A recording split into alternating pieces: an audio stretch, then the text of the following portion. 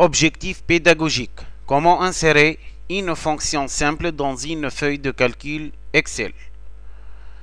On veut calculer la somme des coefficients appelée total. Total égale coefficient de la matière arabe plus coefficient de la matière français et ainsi de suite jusqu'à le coefficient de la matière informatique.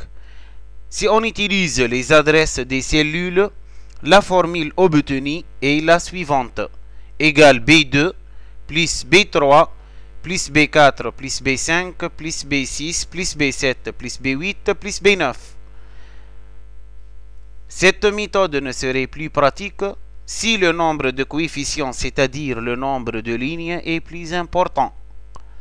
La formule précédente devient très compliquée. Généralement, le logiciel MS Excel offre des fonctions diverses, telles que moyenne, somme, min, max. Pour utiliser n'importe quelle fonction, il faut tout d'abord se positionner avec le bouton gauche de la souris à la cellule dans laquelle doit s'afficher le résultat. Maintenant, pour calculer la somme des coefficients, soit on clique sur le menu Insertion, on choisit la commande Fonction, la boîte de dialogue Insérer une fonction s'ouvre. On choisit la fonction somme, puis on valide par OK. À partir de la boîte de dialogue Argument de la fonction, on choisit la plage de cellules adéquate et finalement validé par OK. Soit directement, on clique sur le bouton Somme automatique de la barre d'outils et choisir la plage de cellules adéquate, puis valider par Entrée. De même, on veut calculer la somme des moyennes coefficients, donc on peut utiliser le menu Insertion, choisir la commande de fonction et ainsi de suite, ou le bouton Somme automatique, ou bien l'écrire directement dans la cellule à laquelle doit s'afficher le résultat. On commence par saisir le signe égal au clavier, ensuite le nom de la fonction, c'est-à-dire somme, ouvrir une parenthèse, donner l'adresse de la première cellule à sommer, c'est-à-dire F2, ajouter le signe de point, donner l'adresse de la dernière cellule, c'est-à-dire F9, ensuite fermer la parenthèse. En tapant sur la touche Entrée, Excel va calculer automatiquement la somme des cellules allant de F2 à F9. On se propose de calculer la note moyenne des devoirs de contrôle. Pour cela, on utilise la fonction moyenne offerte par Excel.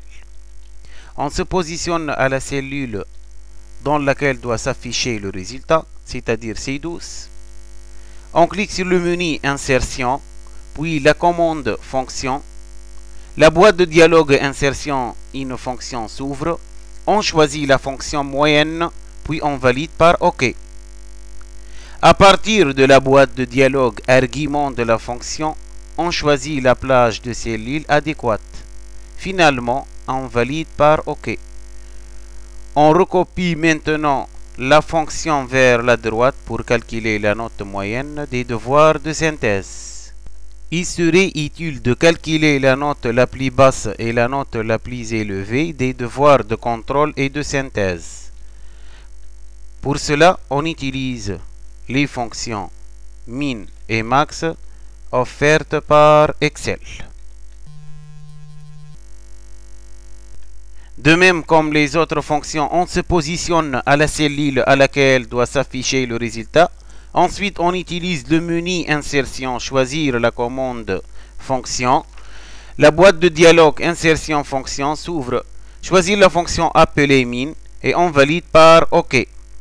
À partir de la boîte de dialogue Argument de la fonction, on choisit la plage de cellules adéquate. Et finalement, validé par OK. On recopie maintenant la fonction à droite pour calculer la note la plus basse des devoirs de synthèse. De même, avec la fonction max, on se positionne à la cellule à laquelle doit s'afficher le résultat. Ensuite, on utilise le menu Insertion, choisir la commande fonction. La boîte de dialogue Insertion fonction s'ouvre. Choisir la fonction appelée max. On valide par OK. À partir de la boîte de dialogue argument de la fonction, on choisit la plage de cellule adéquate. Et on valide par OK.